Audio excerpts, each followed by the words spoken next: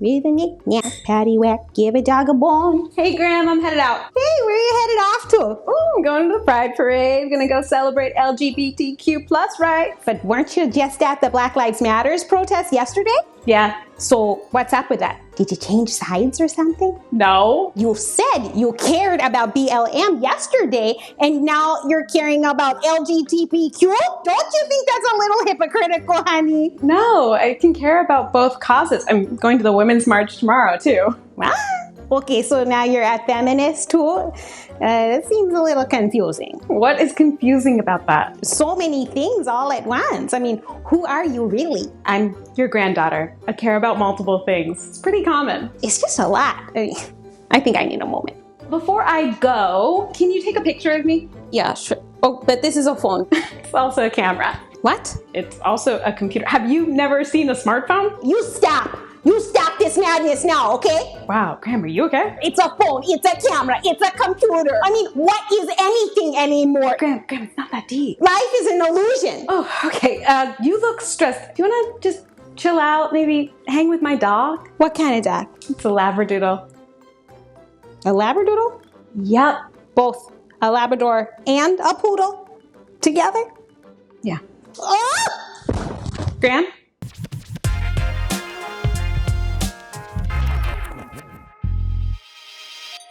So you're here because you care about LGBTQ plus rights. Great.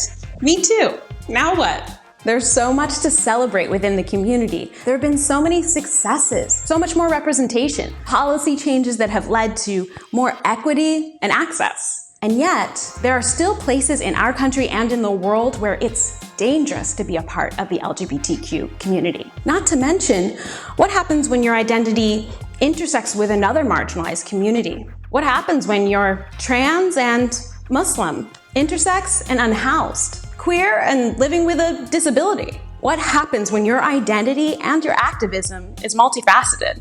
Welcome to Intersectionality. Intersectionality is a framework to understand how a person's social and political identities combine to create both advantage and disadvantage. As we've talked to our various activists, we see how similar themes keep coming up. When we talk about racial justice, issues of mental health and education reform come up. When we talk about mental health, issues of local government policy and LGBTQ rights come up. When we talk about climate change, racial justice, mental health, and local government policies have to be a part of the conversation. It seems that to be an activist is to be intersectional. That's why I am so excited to talk to today's youth activist, Ezra Wheeler. University of San Diego student and activist Ezra Grayson Wheeler created We Exist, a collective targeting accessibility and intersectionality within activism. And they are also writing a book about being a trans student and the systemic issues within education. They have been pushing systems, institutions, and activists to be more inclusive. So let's dive in.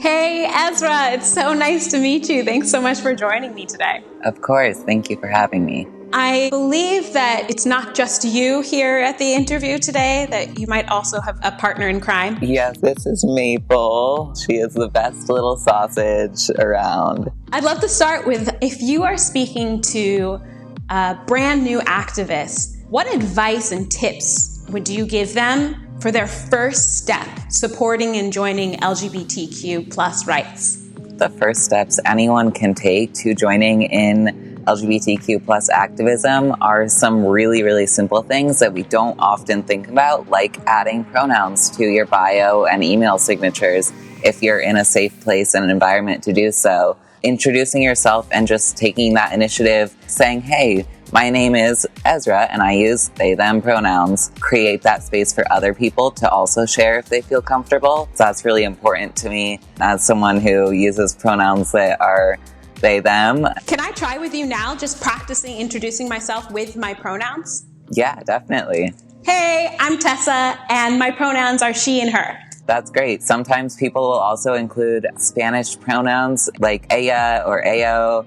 That's usually if they do use binary pronouns, though, because there isn't a great gender neutral one in Spanish, but that is one that I see a lot in the communities that I'm in. So that's also something to be aware of. Thank you so much. And that's something that I can put on my Instagram bio, at the end of my emails, any kind of form of communication. Yeah, I typically just advise, if you're able to and feel comfortable, anywhere your name goes, your pronouns should go to. Oh, great. Something else is also just get really educated on the history, because Pride was started as a riot, and Pride was started by Black trans women, and that is oftentimes forgotten, and in the recent activism, it's often overlooked, and so I think it's really important to get to the roots of the history of this activism. How do you balance your intersectionality in your activism?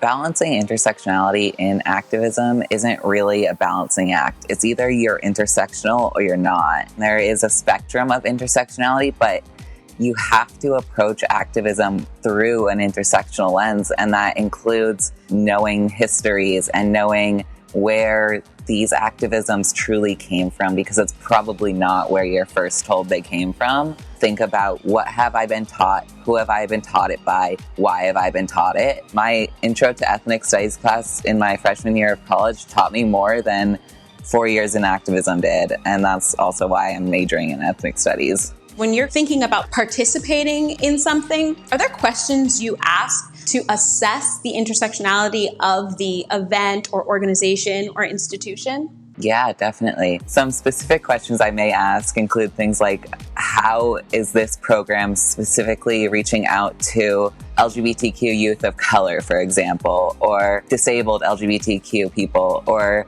Black trans people? Because likely, if they are an intersectional organization, institution, or program, they already have those answers. I think it's really interesting the way you're saying, how are they reaching out? Because I know that I've seen in different organizations, they're trying the same tactics and just saying, well, I don't know, the people of color didn't show up, or I don't know, the people living with disabilities just didn't show up to our event or organization.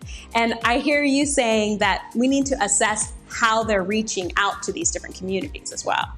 Yeah, I think the question that is asked a lot of the time is, where are the diverse voices, but not Right. Why aren't they in this space? And what is in this space that is creating an unsafe space for them? We can't ask them to come to that same space for peace where they were caused harm unless it's a changed space. And so I think that that's really important. Wow, I just want to underline and highlight the question, why aren't they here? Ezra, you created an organization called We Exist. What was the mission for that organization and why? This originally started as kind of a rallying cry between my friends and I, a bunch of disabled teenagers living in Orange County, and we wanted to go to things like Pride and the Women's March and protests that were happening. A lot of us were in wheelchairs or needed mobility aids. The spaces aren't accessible to us, and so our voices aren't heard, but our voices are incredibly powerful. And so it really just came from that, and really wanting to create a platform that specifically highlights how vital disabled activism is. And I think it's really interesting to see how that's changed, how the perceptions of disabled activism, and especially virtual activism, has changed since coronavirus, since everything is virtual. My friends and I, we have been doing virtual rallies for pieces of legislation since we were 16 years old. Wow. But now everyone's doing it, and it's seen as legitimate. And I just think that it's so important to state that a lot of disabled activists have been doing this for years. Wow, that's so interesting. And it gives me goosebumps too, because it's oh, now you are experiencing a temporary limitation in your ability to engage in the way that you want. Well, come on over to us, because we've been doing this for a while and we've got some stuff we can teach you about it. Yeah. I know that your activism includes a lot of poetry and art. Can you tell me a little bit about that? I am definitely a poet and an artist. I've been writing basically my whole life, but I really didn't start sharing it until I was about 19 years old, just out of fear. But it's been really empowering ever since I've started. And art also just has been powerful to me, and seeing those activists take up those artists and poetry roles as well has been really cool and really impactful, and it's really spoken to me. You've already touched on it a little bit, but I'd love to hear, how do you see racial justice and LGBTQ plus rights interacting? LGBTQ people cannot be fully liberated until Black people, brown people, Indigenous people, Asian people, all people of color are also liberated. LGBTQ people are in all of those populations. And so there's just no liberation without racial liberation. I'm wondering if you have any tips or advice for folks who care about LGBTQ plus issues, but don't necessarily identify as a part of the community? Definitely. So something that you actually did earlier is practice your name and pronouns when you introduce yourself. And also when someone is transitioning and coming out, practice their name and pronouns in private and just make up sentences using their correct pronouns and names. And it'll feel really silly looking at yourself in the mirror doing that, but I promise you it does not feel silly to me when you get it right. We're talking a lot about how language is an important part of activism and support. So I was wondering if you wanted to play a little game with me that plays with language. Yeah, definitely. The game is called Big Yikes. I'll give you some words and you can tell me whether it's a little yikes, a big yikes, or a no yikes. And explain to us why. Neopronouns. No yikes. Neopronouns are great and they need to be normalized and practiced just like any others. Some neopronouns include things like ze, zir, zim, because those are seen as more gender neutral in the English language, typically. A dead name. A dead name is a big yikes. Honestly, it really does depend from person to person, but generally, dead names off limits. If you know someone's dead name, don't share it with anyone. I read something about how it's called a dead name because that's what the media will use to misgender you when you're killed in transphobic violence. Oh, and wow. So personally, I don't look at my birth name as shameful or embarrassing. I honestly don't care if people know it. I have been a public figure to some scale since I was about 14 years old, so it's out there. There's no erasing it, and I'm okay with that. I'm not okay with it being weaponized against me, and I'm not okay with my real name, Ezra, being disrespected for any reason. I just learned a lot from that. I had no idea that that's where the word had come from, and I also just really appreciate you also being clear that your real name is Ezra, as you introduce yourself as. Simple as that. Okay, I've got another one for you. Gender nonconforming. No yikes. There is, I think, a distinction that some people make, some people don't make between gender nonconforming people and trans people. I personally see myself as both trans and gender nonconforming. Some people see themselves as just one or the other, but either way, great, be you. And it sounds like what's important is just to be open to whatever that person identifies as and what language they're using around it. You just gotta trust that, I know myself and my identity better than you could, and I can also trust that you know your identity better than I could, and so I'm gonna trust you when you tell me what name, what pronouns, what identities, what labels to use. The term sexual preference. So this one is a somewhat yikes, I feel like, because it has brought up a lot of attention to the term sexual preference versus sexual orientation in the Supreme Court nominee hearings. Personally, I don't think you should be using the term sexual preference because it does make it sound like a choice. Yes, I prefer a vanilla shake versus a chocolate shake, but my sexuality is not the same. And my sexuality is an inherent part of who I am, and it means a lot to me, and it means a lot about my lived experience and my interactions with the world, and it's not a choice, and it's not something I can take off or remove when it's inconvenient for me. And so I think that generally orientation is better. Ezra, what about slurs? And you can pick a slur that you want to discuss. Yeah, so slurs are big yikes if they are not yours to reclaim. They are no yikes if they are yours to reclaim. Something like the N-word, I cannot reclaim because I am white, and the only people who can reclaim that word and say that word without it being a slur is Black people. Same with like cripple. I can say cripple because I am reclaiming that as a disabled person, but a physically abled person shouldn't be saying cripple or crippled or crippling, honestly. The act of reclaiming a slur takes back the power from the oppressor and puts it in your hands. That can be really powerful, but some people are not comfortable reclaiming slurs even if they do have a right to do so, and that has to be respected as well. I hadn't thought about the word crippling. I think it was still part of my vocabulary. It all goes back to what you were originally saying about thinking about the history of where something comes from and how it started.